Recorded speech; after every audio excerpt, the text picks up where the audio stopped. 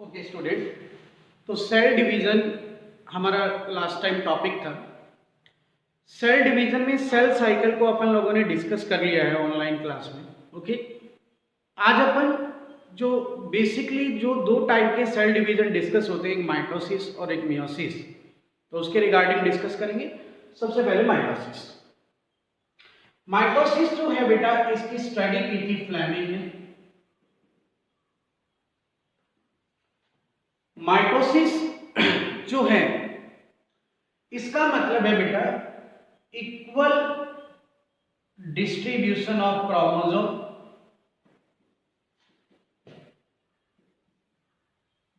अब इसका मतलब है कि जो मदर सेल के अंदर जितने क्रोमोसोम होंगे, जैसे मदर सेल अगर 2n है तो डॉटर सेल भी 2n होगी, यानी जो डॉटर सेल है वो भी 2n होगी। तो मदर सेल के इक्वल ही क्रोमोसोम का डिस्ट्रीब्यूशन डॉटर सेल में होता है। Is that clear?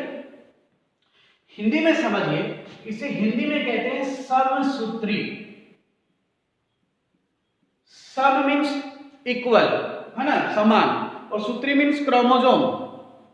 तो क्रोमोसोम का डिस्ट्रीब्यूशन मदर सेल के इक्वल ही होता है डॉटर सेल में।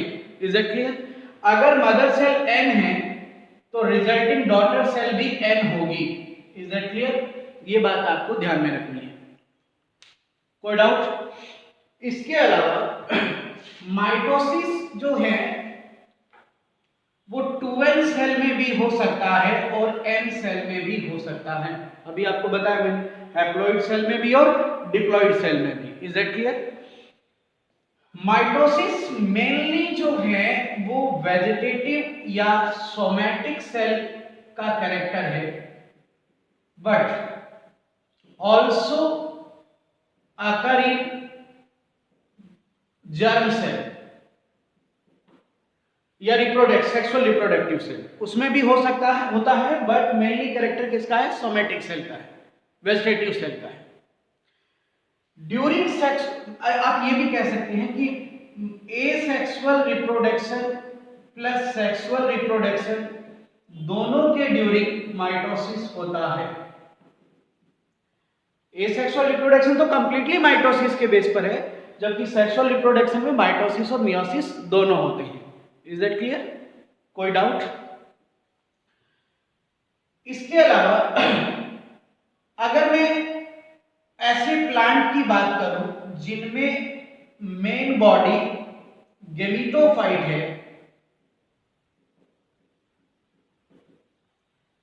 जिनमें मेन बॉडी गेमिटोफाइट है, यानी जिनका थैलस गेमिटोफाइट है, यानी एन थैलस है जिनका, जो हैप्लॉइड बॉडी है लाइक थैलोफाइटा और ब्रायोफाइटा, ठीक है ना, थैलोफाइटा और ब्रायोफाइटा, तो इनमें गैमीट का फॉर्मेशन भी माइटोसिस से होता है, क्योंकि एन सेल में मियोसिस तो होगा नहीं। इसी तरह आप हनी बी का एग्जांपल लीजिए। हनी बी में जो ड्रोन है, ड्रोन क्या होता है? मेल होता है। तो ये ड्रोन क्या है? एन है, हैप्लॉइड है। तो इसमें भी जो गैमीट बनेगा, यानी जो इसका स्पर्म बनेगा, वो माइटोसिस के थ्रू बनेगा, राइट? तो ये कुछ एग्जांपल्स, जो मेन बातें वो आपको ध्यान में रखनी है, करेक्ट? अब इसमें एक और क्वेश्चन आता है, जैसे वो भी अपन डिस्कस कर लेते हैं यहां पर। जैसे कि बेटा घाव भरना, वाउंड हीलिंग, या टिश्यू रिपेयर की बात आ जाती है। अच्छा, इसके अलावा टिश्यू कल्चर। टिश्यू कल्चर क्या है? इन विट्रो कंडीशन में टिश्यू का ग्रोथ करा के अपन उससे न्यू प्लांट्स का प्रोडक्शन करते हैं या कोई ऑर्गन बनाते हैं। Is that clear?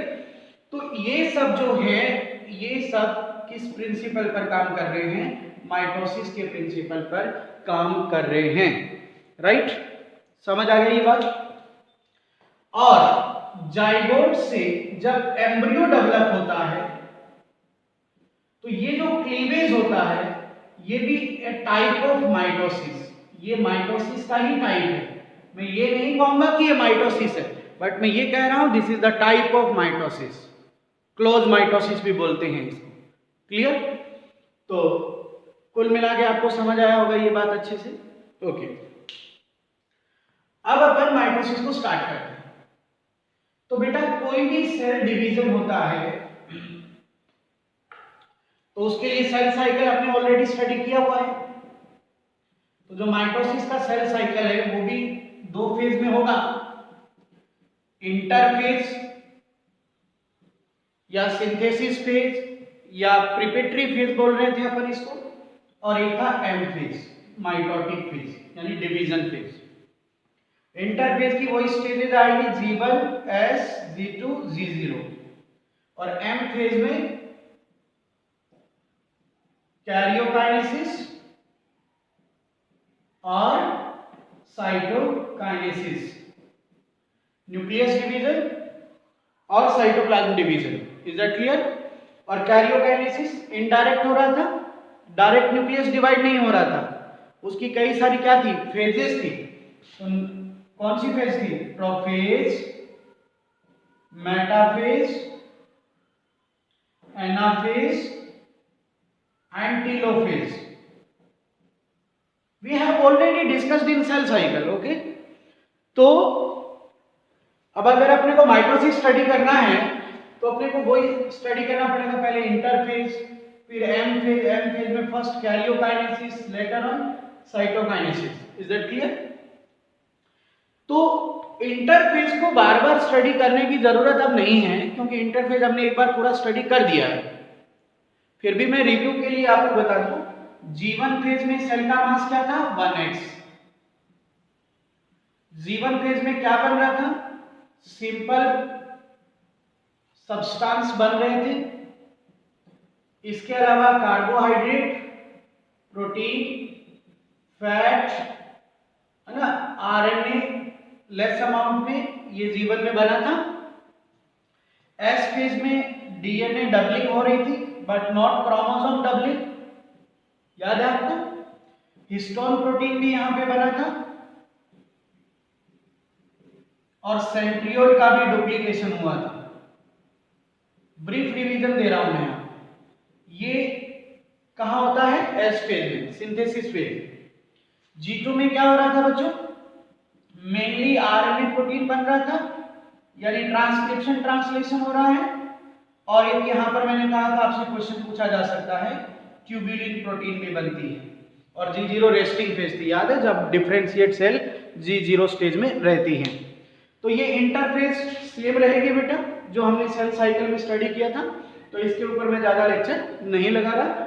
इंटरफेज के बाद सेल कहां आने वाली है? इंटरफेज के बाद सेल कहां आने वाली है? कैरियोकाइनेसिस में। पहले न्यूक्लियस डिवीजन करेगी। इंटरफेज का मतलब था सिंथेसिस करना मटेरियल को, तो मटेरियल यहां पर सिंथेसिस हो चुके हैं। Now cell ready for divide, because G2 में सेल मास क्या हो जाता है? 2x हो जाता है, और जब सेल मास डबल हो जाएगा तो सेल डिवाइड होगी। तो अब सेल डिवाइड होने जा रही है, तो पहले क्या आएगा? कैरियोकाइनेसिस। और कैरियोकाइनेसिस में भी पहली फेज क्या है? प्रोफेज। तो माइटोसिस में आपको पहले इंटरफेज लिखना है, जो मैंने सेल साइकिल में करा दिया आपको। अब कैरियोकाइनेसिस में आपको आना है प्रोफेज पर, करेक्ट? तो अपन सीधा कैरियोकाइनेसिस का प्रोफेज स्टार्ट करने हैं माइटोसिस के अंदर। Is it clear? ओके, तो स्टार्ट लेते हैं।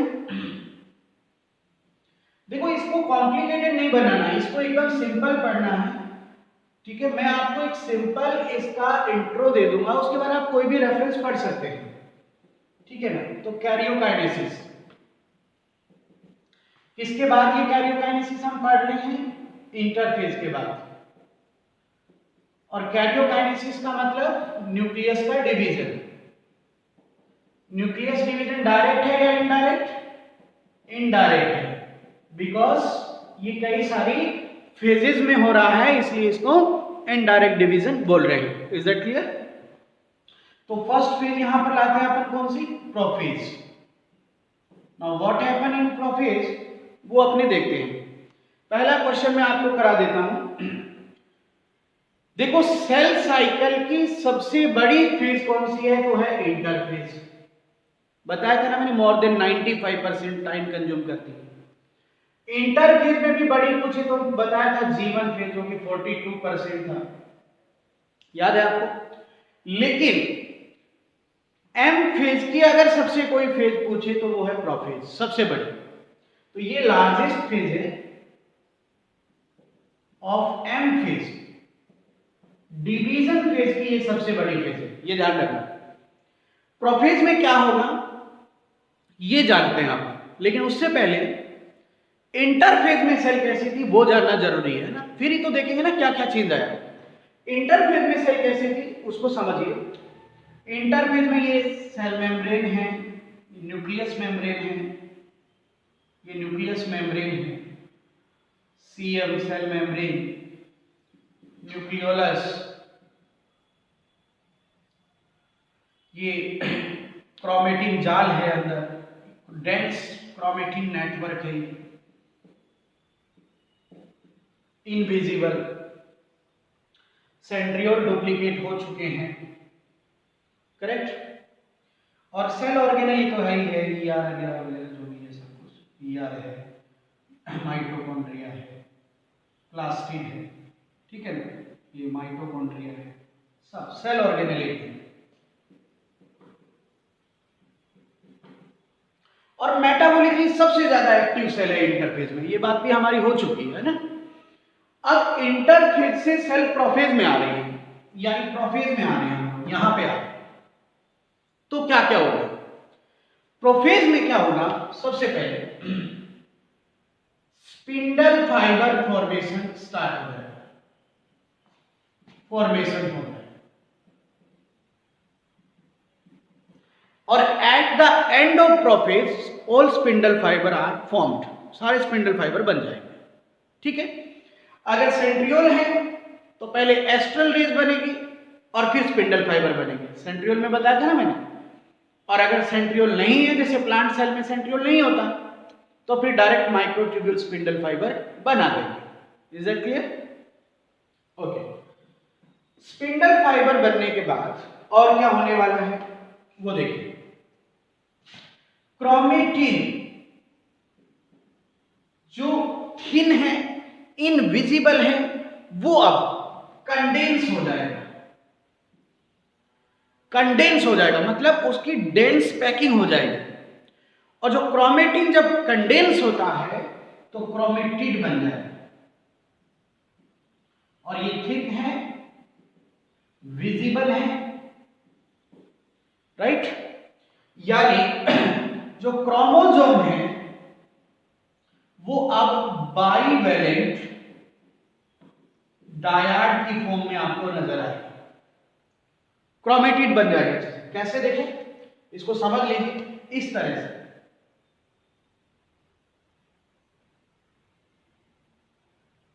ये बाइवेलेंट डायड, ये क्रोमोसोम बन जाएगा, करेक्ट। समझ आ गया? यानी जो ये नेटवर्क था डेंस, जो डीकंडेंस फॉर्म थी, अब वो कंडेंस फॉर्म हो गई, कंडेंस हो गया। स्पिंडल फाइबर फॉर्मेशन स्टार्ट हो गया है, क्रोमेटिन क्रोमेटिड में बदलकर बाइवेलेंट डायड क्रोमोसोम बन गए हैं जो विजिबल है। इसके अलावा क्या हो रहा है वो देखिए। जो प्रोफेज का एंड स्टेज होगा वहां तक आते आते nucleus membrane, nucleolus, cell organelle, इनका डिलीशन हो जाएगा, ये डिसअपीयर हो जाएंगे। Point to be noted, nucleus membrane, nucleolus और ऑर्गेनेली सब डिसअपीयर हो जाएंगे और क्रोमेटिड साइटोप्लाज्म में आ जाएंगे। वो तो आने ही है, जब इनका घर ही नहीं बचा, अब तो ये सारा एक ही चीज हो गया साइटोप्लाज्म। तो क्रोमेटिड अब आपको कहां नजर आएंगे? साइटोप्लाज्म में। सब सेल ऑर्गेनली डिसअपीयर हो गए बेटा, ये क्वेश्चन पूछा जाता है ना।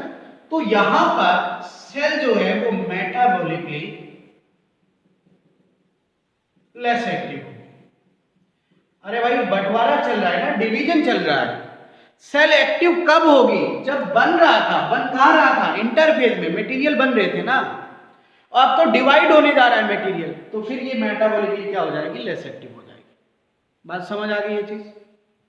करेक्ट। तो ये प्रोफेज के केस है।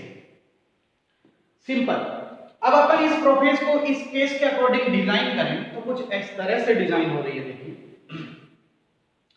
ये सेल मेम्ब्रेन या सेल वॉल जो भी है, ये साइटोप्लाज्म, ठीक है, ये स्पिंडल फाइबर, सॉरी सेंट्रियोल, इनसे एस्ट्रल रेज निकलेगी, एस्ट्रल रे, और स्पिंडल फाइबर बन जाएंगे। ये स्पिंडल फाइबर है,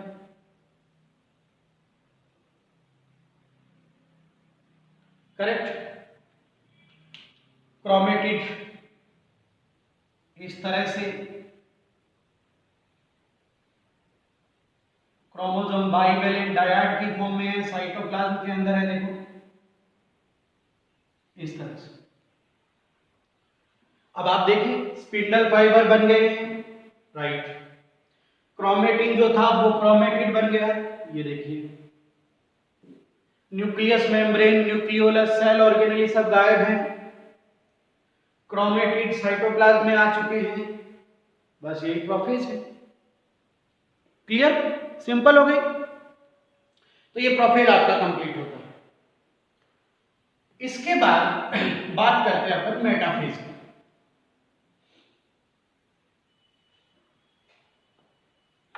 मेटाफेज,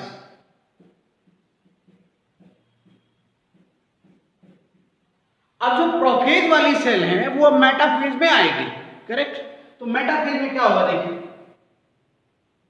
स्पिंडल फाइबर कंप्लीटली बन चुके हैं, फॉर्मेशन कंप्लीट हो चुका है, कंप्लीटेड। और स्पिंडल फाइबर यहां बन चुके हैं 3 टाइप के, करेक्ट। कौन कौन से 3 टाइप के बन चुके हैं, साथ साथ बना लेते हैं इस तरह से।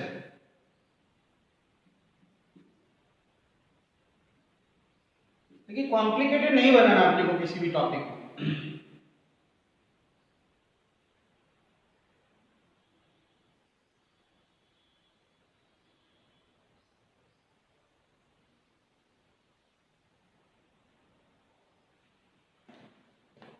एक वो जो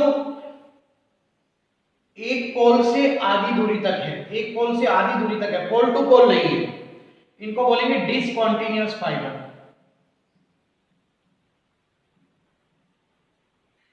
करेक्ट। एक आप देख रहे हैं जो पोल टू पोल है, ये देखिए पोल टू पोल, एक पोल से दूसरे पोल की तरफ है, इनको बोलेंगे कॉन्टिन्यूअस फाइबर, ठीक है। और सारे जो क्रोमोसोम हैं वो सेल साइटोप्लाज्म के सेंटर में आके अरेंज हो जाएंगे इस तरह से, देखिए इस तरह से,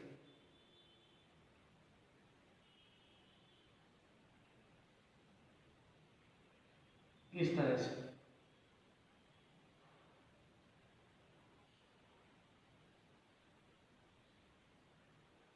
इस तरह से आगे अरेंज हो जाएंगे, ये देखिए यू आने। तो एक वो फाइबर है जो सेंट्रोमियर से जुड़ा हुआ है, देखिए क्रोमोसोम से, तो इसको बोलेंगे क्रोमोसोमल फाइबर,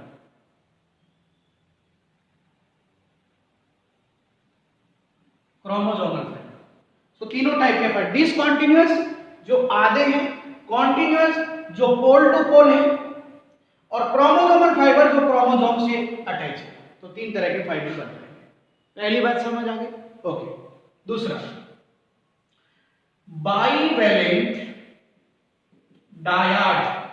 एक बार ये समझ लो बात आप लोग कि देखो ये वाला जो क्रोमोसोम है ये मोनोवेलेंट है, मोनोवेलेंट, और ये वाला जो है बेटा ये है बाइवेलेंट, ये है बाइवेलेंट, ठीक है। इस बात को समझ लो।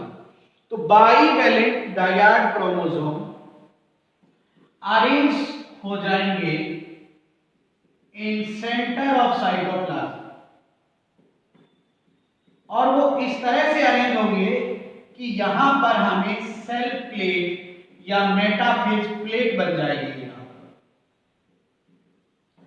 यानी क्रोमोसोम इस तरह से अरेंज हुए हैं कि यूं लगेगा कि एक प्लेट बन गई, सेल के बीचों बीच एक लाइन बन गई, इस तरह से ये अरेंज हो जाएंगे। और इंटरेस्टिंग बात ये है कि यहां पर और क्या क्या चीजें हैं देखते हैं अपन।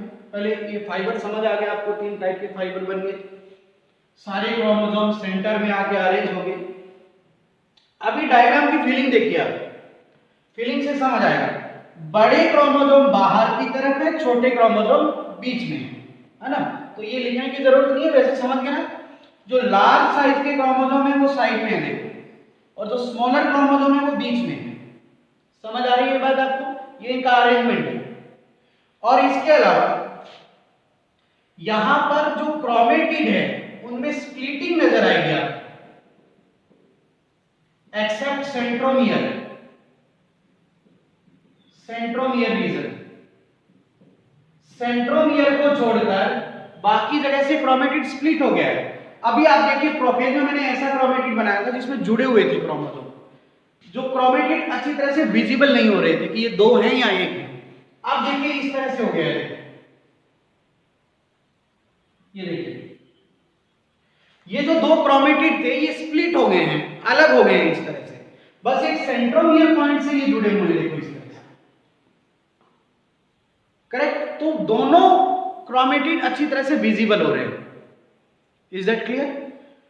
और ये भी ध्यान रखिएगा कि जो मिड मेटाफेज है वो क्रोमोसोम स्टडी के लिए आइडियल है, इसी में क्रोमोसोम स्टडी की जाती है। तो बेटा इसमें इतना ज्यादा नहीं है, बस बताइए आपको ये समझ आया एकदम अच्छे से? दैट इज मेटाफेज, ठीक है ना।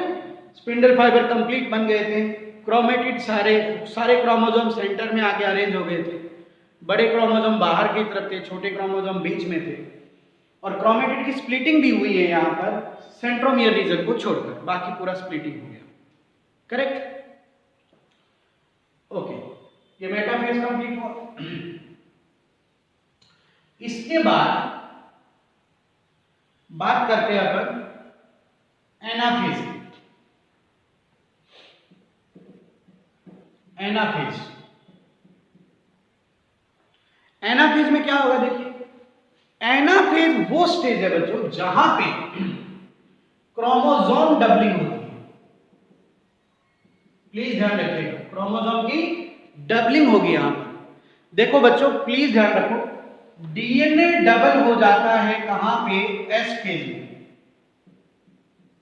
बट जो क्रोमोसोम डबल होता है वो कहां होता है? एनाफेज में। ये बात आपको ध्यान में रखनी है, अपने दिमाग में बिठा लेनी है। DNA double in S phase while chromosome double in anaphase. Is that clear? Okay, अब देखो बच्चों एनाफेज में क्या होगा, बढ़िया से समझते हैं एनाफेज को। एनाफेज में नंबर 1, यहां पर एक 4 टाइप के स्पिंडल फाइबर बन जाएंगे। अब 3 टाइप तो पहले ही पढ़ रखे हमने। 3 टाइप कौन कौन से पढ़ रहे हैं? एक डिसकंटीन्यूअस फाइबर पढ़ रखा है हमने, एक क्या था? कॉन्टिन्यूअस फाइबर, एक था क्रोमोसोमल फाइबर। अब यहां पर एक टाइप और बन जाएगा, वो होगा इंटरजोनल फाइबर। क्या बन जाएगा बेटा? इंटरजोनल फाइबर बन जाएगा यहां पर एक और। समझ लीजिए अच्छे से, ये जैसे सेल है तो ये सेंट्रियोल है, ये डिसकंटीन्यूअस फाइबर एक नंबर, दैट इज डिसकंटीन्यूअस, जो आधा अधूरा था।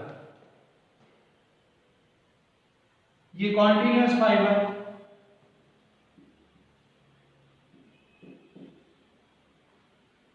क्रोमोसोमल फाइबर जो क्रोमोसोम से जुड़ा होगा,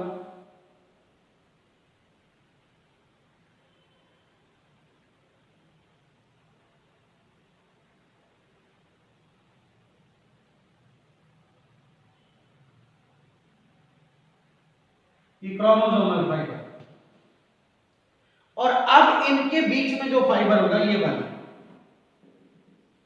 ये इंटरजोनल फाइबर, ये number 4 interzonal fibre. Is that clear? अब एनाफेज को अच्छे से समझिए बेटा, शिद्दत से। 4 टाइप के स्पिंडल फाइबर रेडी, ओके। अब यहां पर और क्या हो रहा है देखो, अब यहां पर क्या हो रहा है बेटा, सेंट्रियोल स्प्लिटिंग होती है ना, you can see centriole divide होगा। तो ये जो बाइवेलेंट था हमारा, जो मेटाफेज में हमने पढ़ा था, ये मेटाफेज में था। अब सेंट्रियोल जब डिवाइड हो गया तो फिर इस तरह से ये मोनोवेलेंट बन जाएगा, अलग हो गया बेटा। और ये जो एक क्रोमोसोम था, अब ये कितने बन गए, 2। तो क्रोमोसोम की डबलिंग हो गई कि नहीं होगी बताइए? तो यहां क्रोमोसोम की डबलिंग हो जाती है due to centriole splitting, centriole की स्प्लिटिंग से, सेंट्रियोल के डिवीजन से। Is that clear? समझ आया एकदम अच्छे से आपको ये वाला कॉन्सेप्ट? इसके बाद देखिए अगला कॉन्सेप्ट इसमें क्या है और क्या होगा। अब इसमें जो होगा, जो मोनोवेलेंट क्रोमोसोम है वो मूव करेंगे टुवर्ड्स पोल, पोल की तरफ वो मूव करेंगे। कौन मूव करेंगे पोल की तरफ? Monovalent chromosome. अब आप देखिए इस तरह से, ये मोनोवेलेंट क्रोमोसोम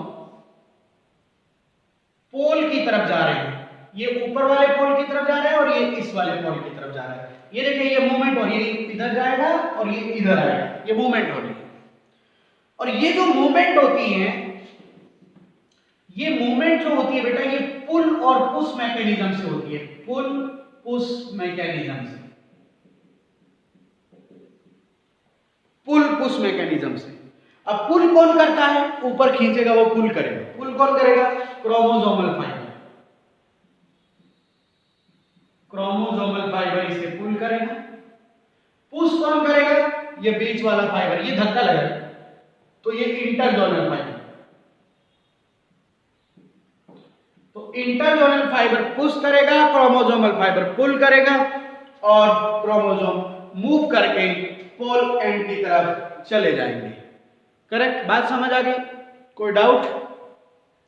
तो ये यहां पहुंच जाएंगे, ये यहां पहुंच जाएंगे। लगभग एक क्रोमोसोम की जो मूवमेंट होती है बेटा पोल तक पहुंचने में लगभग 30 एटीपी लगती है, उसको पहुंचने में वहां तक।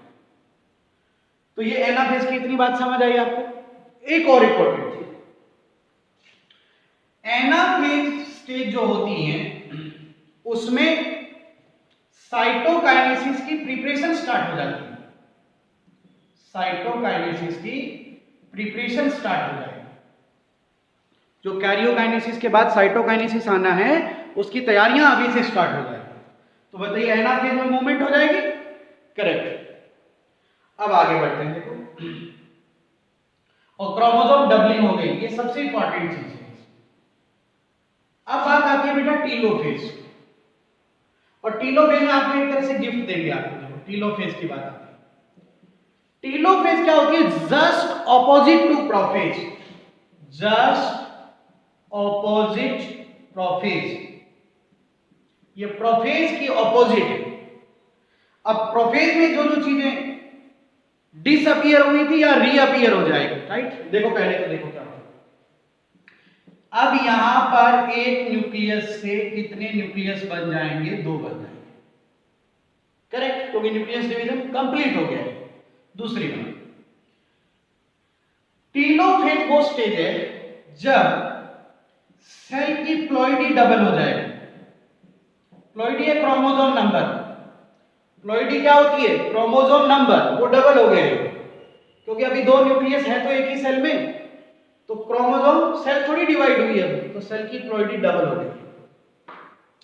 सेल ऑर्गेनेल जितने भी हैं वो रीअपियर हो जाएंगे, रीअपियर हो जाएंगे, क्योंकि प्रोफेज में डिसअपियर हुए थे, दोबारा बन जाएंगे।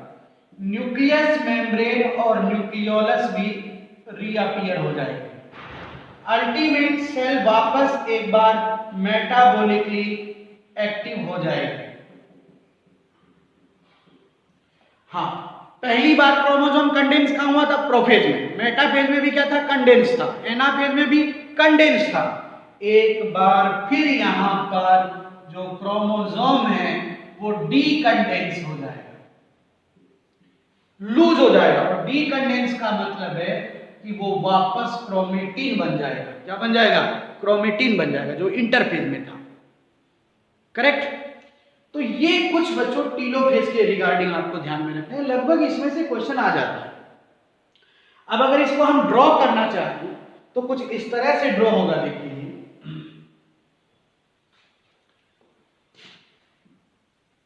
राइट। अब देखिए यहां पर ये न्यूक्लियस बन गया, ये न्यूक्लियस बन जाएगा, वापस क्रोमेटिन, ये चीज। और सेल ऑर्गेनली रीअपियर के तो होंगे, डबल भी हो जाएंगे। करेक्ट? डबल भी हो जाएंगे आप, तो सारे सेल ऑर्गेनली बन जाएंगे वापस। जैसे ER बन गया, ER बन जाएगा, माइटो है, यहां पे माइटो बन जाएगी, राइट? इस तरह से। तो देखो, एक न्यूक्लियस से दो न्यूक्लियस बन जाएंगे, सेल की प्लॉइडी डबल हो गई क्योंकि डबल क्रोमोसोम है। सेल ऑर्गेनल रीअपियर और डबलिंग भी हुई है। न्यूक्लियस मेम्ब्रेन न्यूक्लियोलस वापस बन चुका है। सेल मेटाबॉलिकली एक्टिव हो जाएगी और जो क्रोमोसोम है वो वापस डीकंडेंस होकर क्रोमेटिन बन गया, ये क्रोमेटिन बन गया।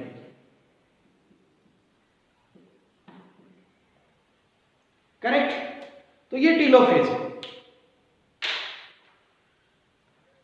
तो न्यूक्लियस डिवीजन हो चुका है बेटा। अब बात करते हैं अपन साइटोकाइनेसिस। तो अगर साइटोकाइनेसिस की बात की जाए तो वो सिंपल है बेटा। अब हमारे सामने दो, एक तो प्लांट सेल है और एक एनिमल सेल है। तो प्लांट सेल में साइटोकाइनेसिस बनता है, होता है सेल वॉल फॉर्मेशन से। सेंटर से पेरिफेरल सेल वॉल बनती है, सेंटर से पेरिफेरल। सेल वॉल का ओरिजिन पढ़ाया था ना मैंने, बार बार नहीं पढ़ा मुझे। ये सेंटर में यहाँ फ्रेगमोप्लास्ट पार्टिकल डिपॉजिट होते हैं और ये सेंटर से पेरिफेरल जो सेल वॉल बन जाती है इधर और इधर, ये इस तरह से। तो सेल वॉल बनने की वजह से ये सेल डिवाइड हो जाती है। और एनिमल सेल में क्या होता है? सेल मेम्ब्रेन जो होती है, सीएम जो होती है, उसमें एक तरह से क्लीवेज होता है, ठीक है ना? और क्लीवेज कहां से होता है? पेरिफेरल टू सेंट्रल होता है, पेरिफेरल टू सेंट्रल। यानी इसमें सेल मेम्ब्रेन के क्लीवेज से सेल डिवाइड होती है। वो कैसे? देखो कि अगर मैं इस तरह से सेल बनाऊं तो ये जो सेल मेम्ब्रेन है इसमें क्लीवेज होगा इस तरह से, अंदर की तरफ इस तरह से,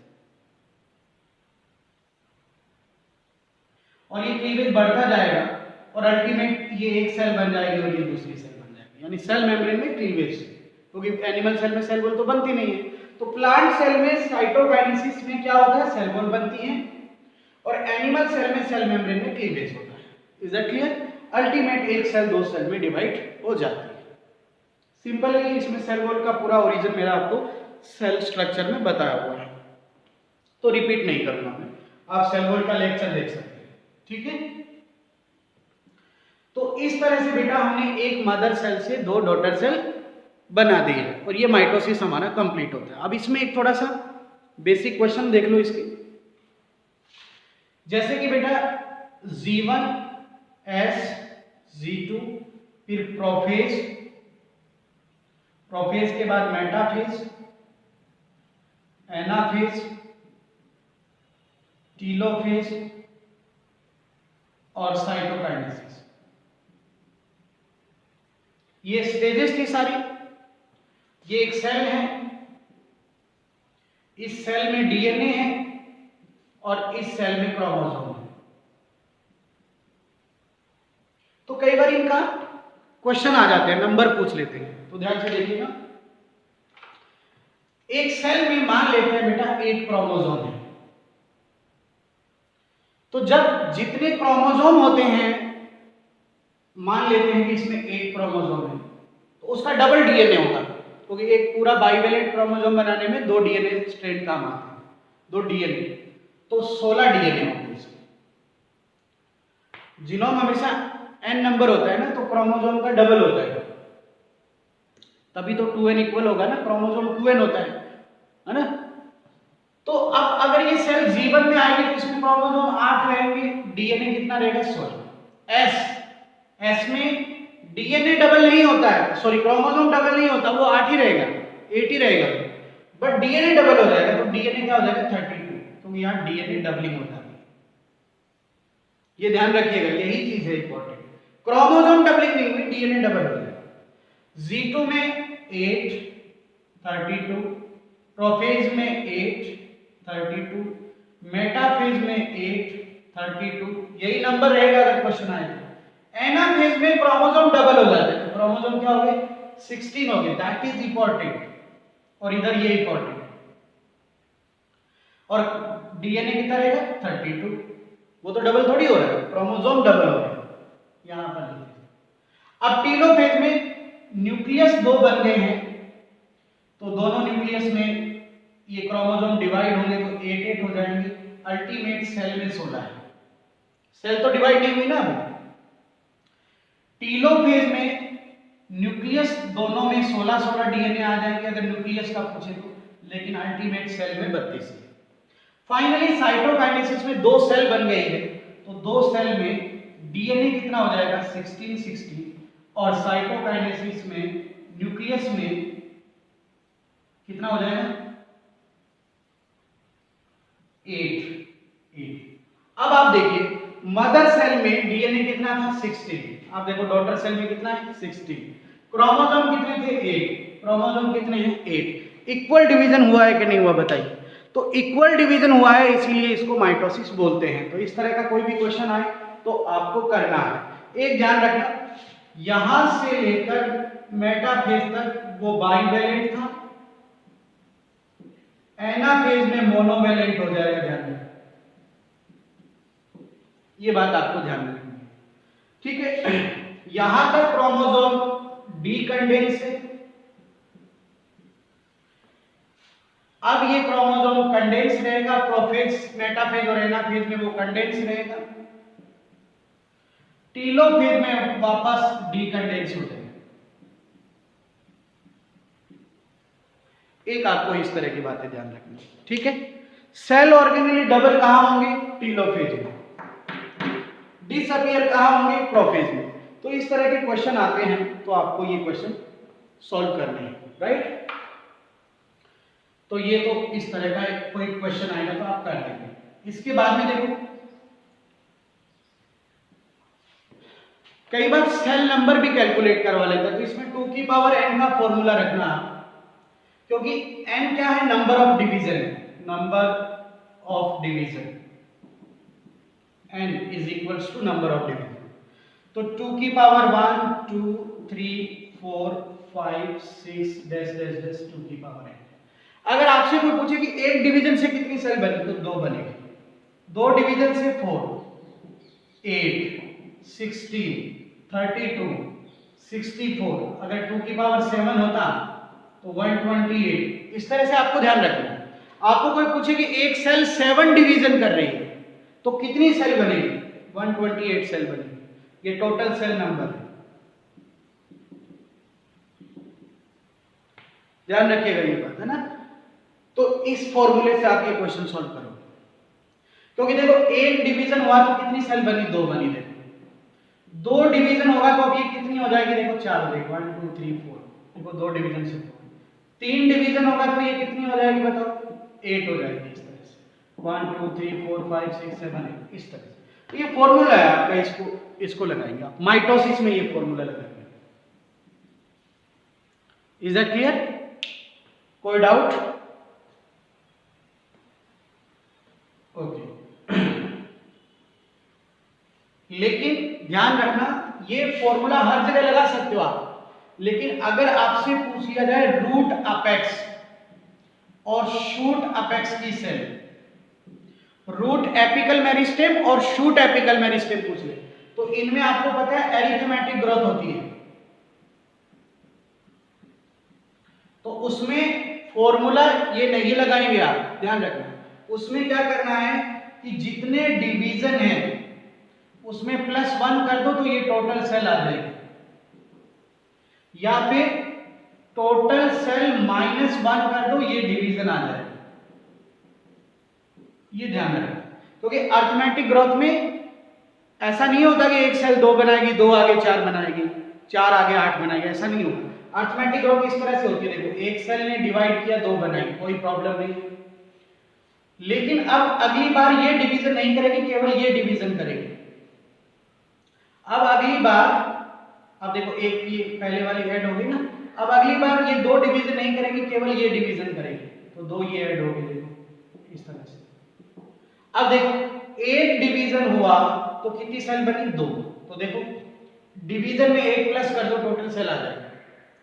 अब अगर मान लो 2 डिवीजन हुआ तो सेल कितनी बनी, देखो 1 2 3 सेल बनी, है ना। और 3 डिवीजन होगा तो कितनी सेल बनेगी, 1 2 3 4 सेल बनेगी, इस तरह से। ये केवल 2 एग्जांपल आप ध्यान रखना, रूट एपिकल मेरिस्टेम और शूट एपिकल मेरिस्टेम, क्योंकि इनमें अरिथमेटिक ग्रोथ का फॉर्मूला लगेगा। Is that clear? तो इस तरह माइटोसिस हमने पढ़ा। नेक्स्ट लेक्चर में हम मियोसिस लेकर आएंगे। Thank you very much.